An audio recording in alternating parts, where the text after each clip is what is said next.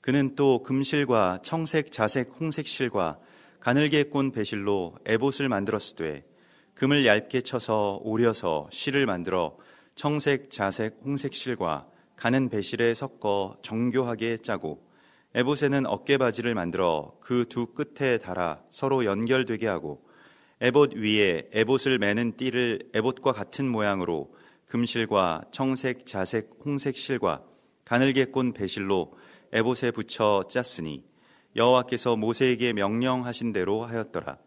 그들은 또 호마노를 깎아 금태에 물려 도장을 새김같이 이스라엘의 아들들의 이름을 그것에 새겨 에봇 어깨바지에 달아 이스라엘의 아들들을 기념하는 보석을 삼았으니 여호와께서 모세에게 명령하신 대로 하였더라.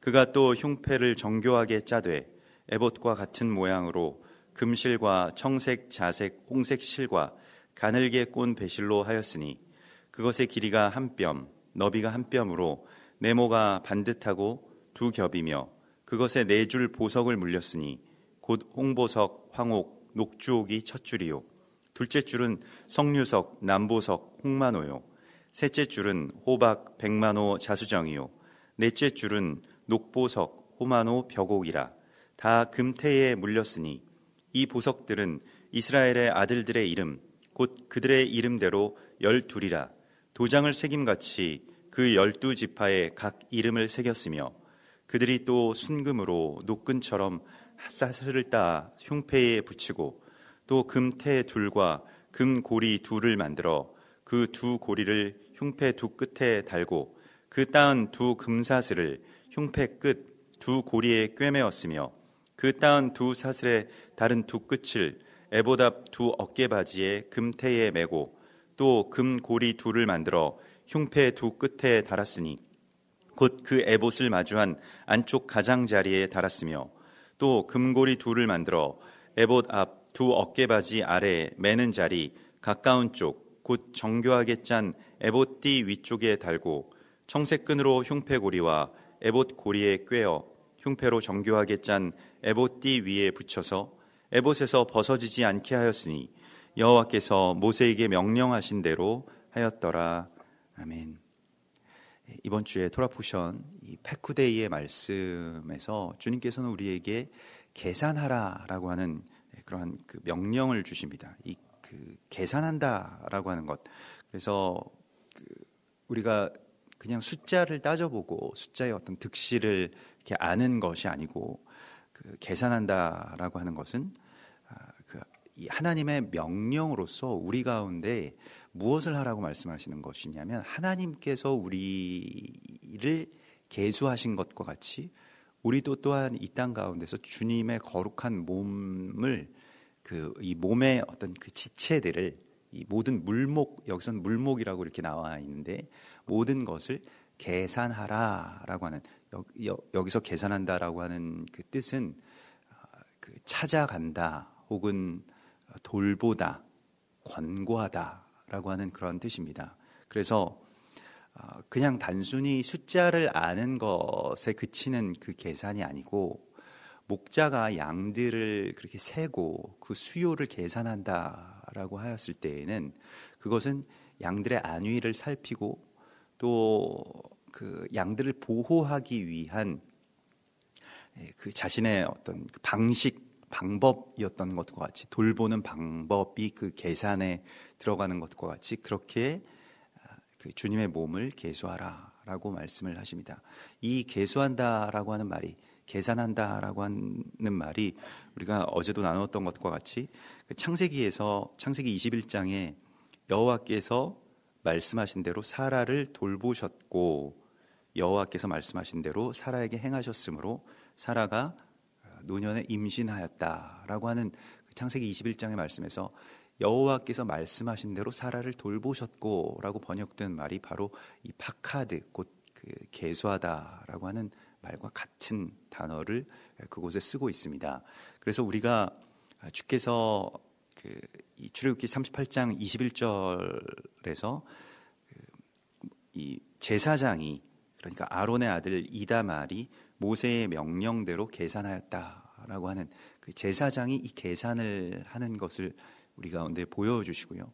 또 우리가 주님의 거룩한 제사장으로서 이 땅 가운데서 주님의 몸의 지체들을 또 이와 같이 돌보는 그 계산을 주께서 우리에게 명령하시고 있습니다. 우리가 지난 주일에도 나누었던 것과 같이 누가복음 14장의 말씀에서 예수님께서 너희가 계산해 보아라 라고 말씀을 하시는 그 장면이 나오죠. 수종병 든 자를 고치신 그 이후에 거기서 계산이라고 하는 것이 두 가지의 계산을 말씀을 하셨는데, 첫 번째로는 어떤 망대를 지어 올리는 사람이 그 높은 이 망대를 지어 올리기 위해서 자기가 가진 것을 계산해 보지 않겠느냐. 거기에 대해서 부족하다라고 한다면 그것을 다 짓지 못하는 것에 대해서 사람들이 비웃지 않겠느냐. 또 어떤 왕이 군인이 10,000명이 있는데 20,000명이 되는 자신의 상대를 향해서, 적을 향해서 그렇게 싸우러 나아갈 때에 그걸 계산해 보지 않겠느냐, 이렇게 말씀을 하십니다. 그래서 계산해 보면 10,000명과 20,000명 빼기 하면 10,000명이 부족하구나라고 하는 걸 알 수가 있겠죠. 그런데 그것을 말씀하시는 것이 아니고 10,000명이라고 하는 그 부족한 이 부분에 대해서 하나님께서 돌보실 것에 대한 간구, 또 그것을 간청하게 되는 아브라함과 사라와 같은 그러한 기다림과 기도, 이것이 또한 우리 가운데 필요하고, 또 거기에서 이룰 수 없는 일, 그러니까 우리의 힘으로는 이룰 수 없는 일들을 하나님께서 우리에게 맡겨주신 것이 많습니다. 사실 광야에서 이 성막을 지어 올리는 일도 미리 이것에 대해서 말씀하셨다라고 한다면 그걸 다 지을 수가 없었을 것 같습니다. 그러니까 우리가 어제도 계산해 보았습니다만은 다 모든 물목들의 이 계산을 다 종합해서 오늘날의 어떤 가격으로 환산해 보면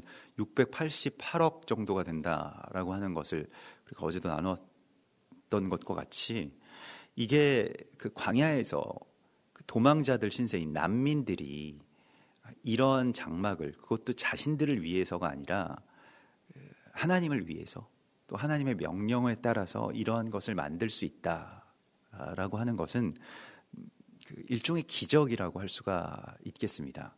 그냥 백성들이 열심히 노력해서 할 수 있는 일을 훨씬 뛰어넘는 일이죠.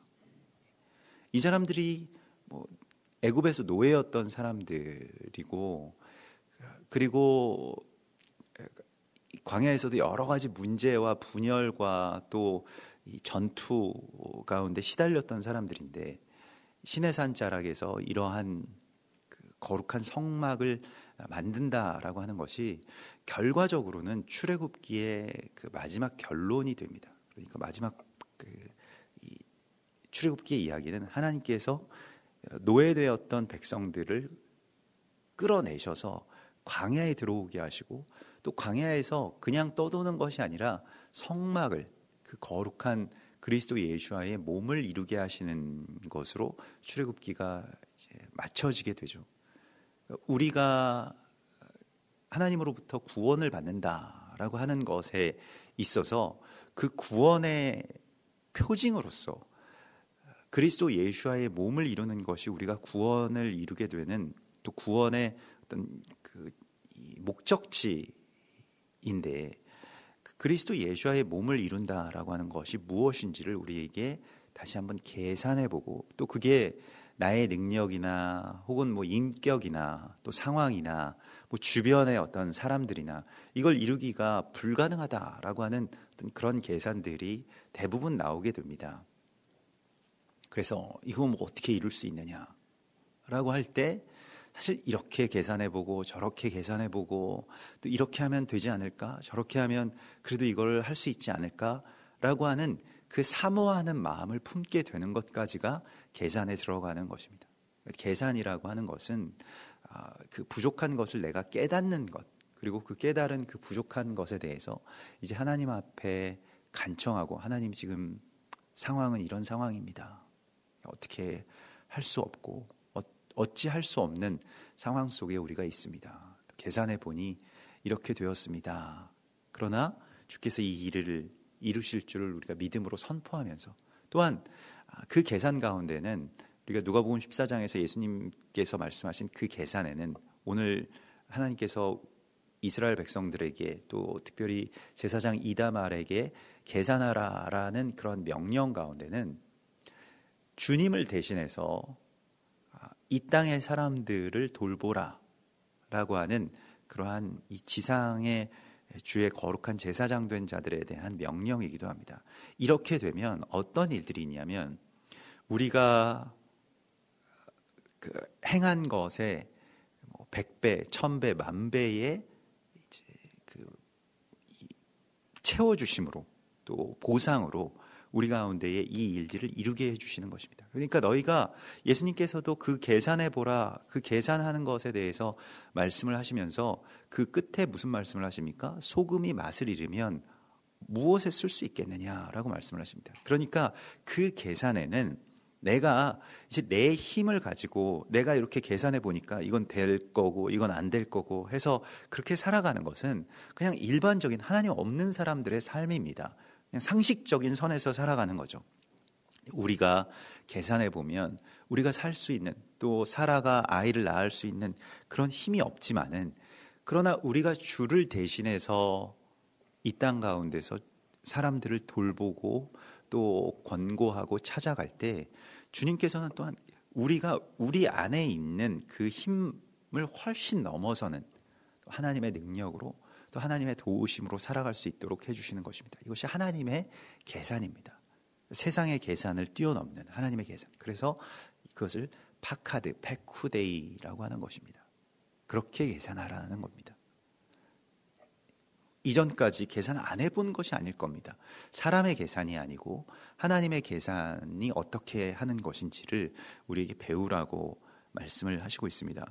그래서 오늘 이제 이 부살렐과 오홀리압이 만들어낸 것들에 대해서 이게 계산한다라고 하는 것은 또한 확정하고 또 하나님께서 주신 그 복을 이제 그것이 어떠한 것인지를 다시 세어보는 헤아려 보는 그러한 일이기도 하였는데요.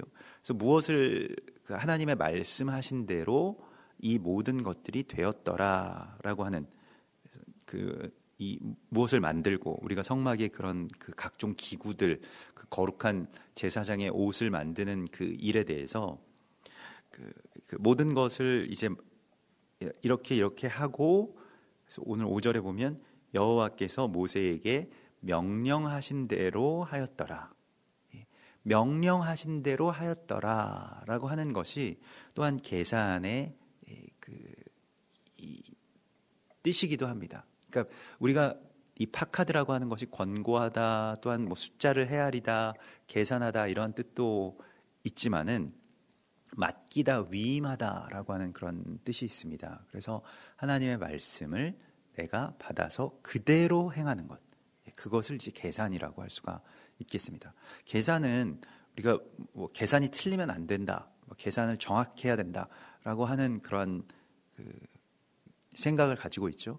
그 계산이 그렇게 되게 되는 것은 하나님이 명령하신 것을 내가 그대로 행할 때 하나님의 뜻이, 하나님의 거룩한 이 몸이 이루어지게 되는 것입니다. 그래서 명령하신 대로 그대로, 자기 것을 더 해도 안 되고요, 또 거기에서 모자라게 해도 안 되고 하나님이 명령하신 그대로. 근데 여기 내 생각이 개입돼서 이걸 좀 어떻게 해보면 안 될까라고 하는 그러한 그 지점을 넘어서지 않는, 또 거기에 모자라지 않은 그러한 이 거룩한 장인들의 이 순종을 이곳에서 보게 됩니다. 그래서 이 죄라고 하는 것은 부족한 것도 죄고 과한 것도 죄입니다. 이 하마르티아라고 하는 것은 관역을 벗어나는 것이기 때문에 그 아래로 벗어나든지 아니면 위로 벗어나든지 다 죄가 됩니다. 하나님의 말씀을 더 내가 심하게 지키겠다. 이게 뭐 율법주의자들이나 나중에 그 이전에 에덴에서 아담과 하와도 그렇게 말을 했죠. 이걸 먹으면 죽으리라고 말씀하셨는데 뭐 손도 대지 말라라고 하셨다라고 해서 말씀을 그렇게 강화하죠. 근데 강화하는 것이 우리에게 선인 것 같지만 그게 선이 아니라고 하는 것입니다. 그럴 때에 꼭 나의 생각들이 개입하게 되면 그것이 이제 마귀의 틈이 되게 됩니다. 그래서 우리가 하나님께서 말씀하신 대로만 할 수 있도록 그대로 그것을 과하게도 덜하게도 말아야 되는 그런 여러 가지 이유가 이것이 다 같이 이제 합력해서 연결돼서 행하는 하나님의 어떤 큰 그림 가운데에 있기 때문에 이것을 우리가 아주 주의 깊게 잘 살펴야 합니다. 그래서 하나님의 말씀에서 내가 떠나지 않고 또 그것을 행하는 데 있어서 과하게 되지 않게 하옵소서라고 하는 그러한 기도도 우리가 반드시 해야 됩니다. 우리가 토라를 이제 공부하다 보면 때로는 이러한 율법들이 이스라엘 백성들과 이방인들에게 이렇게 분리돼서 주어지는 경우, 또 실제로도 그러한 것이 이제 온 이스라엘에게 주어진 말씀이 있고 또 열방을 향해서 열방에게 주어지는 또 은혜가 있죠. 그런 것들을 하나님께서 구별해 놓으신 또 하나님께서 한정해 놓으신 어떤 그런 경계들을 넘어서고 싶은 생각들이 든다는 겁니다. 마치 레위인들이 그냥 레위인의 직무도 너무너무 귀하고 감사한 것인데 제사장이 되고 싶은 생각을 가졌던 것과 같이 나중에 그게 고라당의 반역 사건으로 그렇게 나오게 되죠. 그런 것과 같이 나에게 주신 이 사명을 그대로 행하는 것을 넘어서고 싶은 어떤 그런 욕심들이 우리 안에 들어오게 될 때가 있습니다. 이제 그것은 뭐 선한 그런 생각일 수도 있겠습니다. 뭐 하나님께 더 가까이 가고 싶다. 우리가 그냥 이 성막 뜰만 밟지 말고 저 성소 안에 또 지성소 안에도 한 번씩 들어가 보고 싶다라고 하는 그런 생각이 가까이 가면 왜 그게 안 들겠습니까? 그러한 것들을 우리가 주의 깊게 잘 살펴서 우리가 이스라엘과 함께 나아간다라고 했을 때 물론 그것이 뭐 위에도 아니고 아래도 아닌 것입니다만은 다만 우리가 그것에 있어서 하나님의 말씀을 그대로 행할 수 있는 그 순복과 겸손이라고 하는 것이 하나님이 우리 가운데 요구하시는 성품이기도 합니다. 제사장도 마찬가지고요. 제사장이 하나님을 완전히 또 대신할 수 없는 것이기 때문에 그래서 그 안에서 정말 큰 삼감과 경계가 제사장에게 필요한 것이 더 제사장은 더 경계해야 되죠. 뭐 더 이상 올라갈 곳이 없다라고 하는 것이 아니라 제사장을 잘못 들어가면 죽지 않습니까? 이제 그러한 것과 마찬가지로 여러 가지의 어떤 하나님의 말씀들에 대해서 그대로 행하였더라라고 하는 것이 오늘 주께서 우리 가운데 주시는 어떤 그 주님의 권고하심입니다. 그래서 주님께서 우리 가운데 이 정말로 지극히 작은 것 하나하나까지도 그 실 한 오라기까지도 그렇게 돌보고 또 권고하고 또 만지고 또 이게 하나님의 뜻에 완전하게 합당하게 맞았는가라고 하는 것을 그렇게 확정하라라고 말씀을 하시면서 오늘도 이 에봇을 만드는 것에 있어서요. 그 에봇이라고 하는 것이 이제 그 에베소서 6장에 이 하나님의 전신 갑주 그것이 이제 제사장의 옷과 연결이 되는데 그것과 비교해 보면 의의 호심경이라고 그렇게 표현되어 있죠. 그래서 그 몸체와 어깨끈과 멜빵과 그 장식된 띠로 이렇게 되어 있는데 이게 마음을 보호하는 것이기도 하고요. 가슴을 보호하는 것이기 때문에요. 에봇이라고 하는 것의 어원은 그 뭔가를 묶다라고 하는 그런 뜻입니다. 붙들어 매다 혹은 연결하다라고 하는 뜻입니다. 그래서 그 두 개의 견대와 하나의 흉패가 이 에봇이 그렇게 서로에게 붙들어 매어져 있는 것을 에봇이라고 하기 때문에요. 그래서 우리가 다 이 모든 이 물목들이 서로가 연결되는 것이 또한 그런 계산이라고 할 수가 있겠습니다. 그래서 에베소서 4장 16절에서 그에게서 온 몸이 각 마디를 통하여 도움을 받음으로 연결되고 라고 하시는 말씀이 있죠. 다 연결되어 있는 것이죠. 성도들도 다 서로가 연결되어 있고요. 그래서 그게 다 개인의 어떤 삶이 다르고 그래서 뭐 각자의 지점에서 그냥 혼자서 이렇게 살아가는 것 같지만 성도들의 삶을 보면 이게 어떨 때에는 다 종합이 된다는 것을 느끼게 됩니다. 정말로 서로 연결되어 있기 때문에 어디가 기쁘면 또 그 기쁨이 흘러 넘치게 되고요. 또 어느 쪽이 또 슬프고 아프면 그것이 또 그 온 몸에 그렇게 연결되게 되는데, 성경은 그 연결의 의미에 있어서 함께 자라게 하시기 위해서 연결시키셨다라고 말씀을 하시고 있습니다. 그래서 각 지체가 결합되는 이유가 이것이 자라서 거룩한 그리스도 예수와의 몸을 이루기 위해서라고 말씀을 하십니다. 그래서 하나님의 섭리와 계시라고 하는 뜻을 또한 에봇이라고 하는 말이 갖고 있습니다. 연결되다라고 하는 것이 사실 하나님의 섭리와 계시이죠. 그래서 이것을 이제 제사장이 에봇을 착용할 때에 그거 판결 흉패가 되어서 중요한 문제에 대한 결정을 하나님께 구할 때 이 에봇을 붙들고 기도합니다. 에봇을 갖고 이제 제사장이 들어갑니다. 그래서 하나님의 마음을 우리에게 새겨 주시옵소서. 그게 보석과 같은 것이고요. 그래서 에봇을 이제 판결 흉패라고도 그렇게 부르게 됩니다. 그리고 이스라엘의 아들들의 이름을 그 안에 다 새기게 되고요. 또 그것이 이제 주께서 우리를 주님의 이 손바닥에, 주님의 마음에 새겨주시겠다라고 하는 그 언약이 제사장의 몸에 표현되어 있는 것을 보게 됩니다. 그래서 또 이스라엘의 12지파의 이름, 이스라엘의 아들들의 이름이라고 표현되어 있는 그 아들의 이름을 다 이렇게 자기 가슴팍에 붙여서 쓰고 다니는 그 아버지의 어떤 모습, 그 사랑이, 그 돌보심이 그 안에 담겨져 있는 것입니다.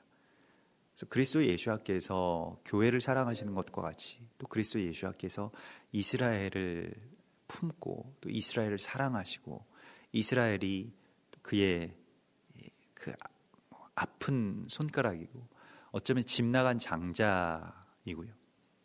그래서 우리가 이스라엘을 받아들인다, 예수님께서 정말로 이스라엘을 사랑하신다라고 하였을 때에 그 첫째 아들처럼 우리는 그럼 지난 2000년 동안 주님을 위해서 흘린 이 피와 땀은 뭐가 됩니까? 라고 그렇게 항변할 수도 있겠습니다만은, 그러나 주께서는 또한 내 집이 너의 집이고 나의 모든 것이 너의 것인데 내 마음도 너의 것이었으면 좋겠다라고 하는 그러한 말씀을 우리 가운데 하시고 있죠. 이스라엘에 대한 마음이라고 하는 것이 때로는 이러한 이 탕자의 비유에서 이 첫째 아들과 같은 생각이 우리에게도 있고요. 사실 1차적으로는 그 첫째 아들이 이스라엘이죠. 이스라엘이 이방에 대해서 이 메시아가 왔는데 메시아가 이방의 빛으로서 왔다? 또 이방의 갈릴리와 납달리와 또 약간 좀 깨름직한 그런 사람들을 찾아다니시고 또 사마리아를 가시고 뭐 그렇게 행하시는 예수님의 모습을 보고 그 예루살렘이나 이 유대인들의 정통 그 중심부로 들어오지 않고 그 변방 이방의 그 경계에서 계속해서 머무시는 예수님을 보고 사람들이 거기서 무슨 선한 것이 나오느냐, 거기에 있는 사람들이 어떻게 이 나라를 바꿀 수 있겠느냐, 거기는 변방 중에 변방인데 라고 그렇게 말하는 것을 우리가 듣게 되죠.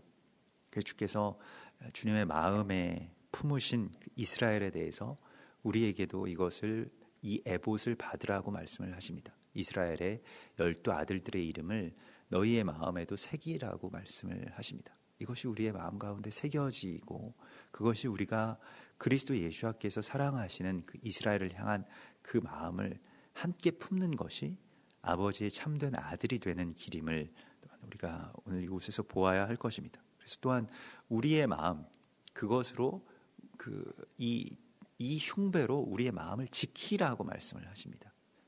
이게 내 마음이 그대로 드러나게 되면 가장 위험하죠. 이 심장이 있는 부위이기 때문에 가장 위험하고, 근데 이걸 보호한다라고 하는 것은 주님의 마음으로 이걸 둘러싸는 것입니다. 그래서 성경은 이 장막이라고 하는 것에 대해서도 그렇고 또 제사장의 제사법에 대해서도 이게 삼켜지는 것이라고 말씀을 하고 있습니다. 그러니까 제물을 제사장이 다 먹지 않습니까? 그 제사장이 삼키게 되는데 그 삼킨다라고 하는 것은 일단 그것이 그 안으로 그냥 들어가 버리게 되고 그 어떤 죄의 속성들이, 그래서 제사장이 죄인이 되는 것이 아니라 제사장이 그걸 먹게 되면 그것이 그냥 사라지게 되는 것입니다. 그리고 제사장의 속성으로 바뀌게 되는 것입니다. 그것이 중요한 것이죠. 이게 그 안에서 소화되게 되잖아요. 그러면 그것이 우리가 뭐 소고기를 먹었다라고 해서 우리가 소가 되는 것이 아니라 소고기가 내 안에서 나의 어떤 그 몸을 이루게 되겠죠. 내 안에 어떤 영양분을 그렇게 이루게 되겠죠. 그것과 마찬가지의 구조가 바로 여기에 있는 것입니다. 그래서 제사장이 그것을 삼키게 되고 또 그것을 다시 제사장의 성품으로서 변화시키는 것이 제사장이 그 제물을 먹는 것과 연결이 됩니다. 그래서 오늘 이 에봇을 새겨서 이 에봇을 붙들어 매고 이것을 청색 끈으로 묶어서 벗어지지 않도록 하라. 이것이 떨어져 나가지 않도록 하라. 이게 주님의 마음이, 이 청색이라고 하는 것은 항상 그 은혜, 물 이런 것을 상징하고 또 이스라엘의 국기도 다 청색으로 되어 있는 그 이유가 이 하임, 하늘에서 내려오는 이 물, 하나님의 거룩한 생명 생수를 그렇게 뜻한다라고 하는데요. 그 하나님의 이름이 또한 그리스도 예수와의 마음이 우리 안에서 벗어나지 않도록 이걸 붙들어 매라라고 말씀을 하십니다. 그래서 여기에 대해서는 그 전신갑주에서 진리의 허리띠라고 이렇게 말씀하고 있습니다. 그래서 이 띠라고 하는 것이 중요한 이유가 그 띠가 이제 꽉 붙들어 매어져야 이게 떨어지지 않게 되는데 이게 확 떨어져 버리면 무방비 상태가 될 수가 있기 때문에요. 그래서 항상 진리의 허리띠를 매라, 진리의 띠를 매라라고 말씀을 하십니다. 그래서 너희는 허리에 띠를 띠고 손에 등불을 켜고 그 주님이 오실 일을 기다리라라고 말씀을 하시는 것도 마찬가지죠. 그래서 이 띠를 띈다라고 하는 것은 어떤 이 종이 자신의 일을 할 때에 이제 허리에 띠를 띠게 되고요. 또 그것은 이제 어떤 직무를 내가 시작하겠습니다라고 하는 이 선포이기도 합니다. 우리가 출근하는 직장인들이 요즘에는 좀 많이 바뀌었습니다만은 넥타이를, 남자분들 같은 경우에는 넥타이를 이렇게 단단하게 이렇게 매는 어떤 그런 행위가 사실 이 양복의 정장 같은 경우도 예전에 어떤 기사들의 그런 갑옷에서 유래했다라고 하죠. 다 전투를 향해서 나아갈 때 마지막에는 띠를 띠게 됩니다. 그래서 에봇도 마찬가지고요. 하나님의 전신갑주도 마찬가지인데 이것이 흘러내려가지 않도록, 이게 처음에는 잘 고정되어 있는 것 같아도 굉장히 전투가 심해지게 되면 이게 벗어날 수가 있기 때문에, 우리가 상황이 급박해지고 여러 가지 공격들이 있고 이러면 벗어날 수 있기 때문에 진리로 띠를 띄어야 된다라고 말씀을 하십니다. 이것은 우리의 근신된 삶이기도 하고요. 이게 경건이기도 하고요. 또한 이것은 우리에게 주신 하나님의 말씀입니다. 또 그 말씀으로 띠를 띠라라고 하는 것이 성경이 우리 가운데 주시고 있는 그 지혜입니다. 그래서 주님께서 이번 주에 우리에게 계산하라라고 말씀을 하실 때 우리가 주님의 사람들을 그렇게 찾아가고 품고 또 권고하는 그러한 명령 가운데서 그 지체들과 함께 연합하는, 또 그것을 이루어내는, 완성해내는 거룩한 주님의 장인들의 직무처럼 우리도 이 땅 가운데서 그 일들을 온전하게 행하고 또 그 계산이 우리 안에서 주님의 몸을 실제적으로 확정하는 그런 귀한 성취가 될 것을 믿습니다. 우리 같이 기도하겠습니다.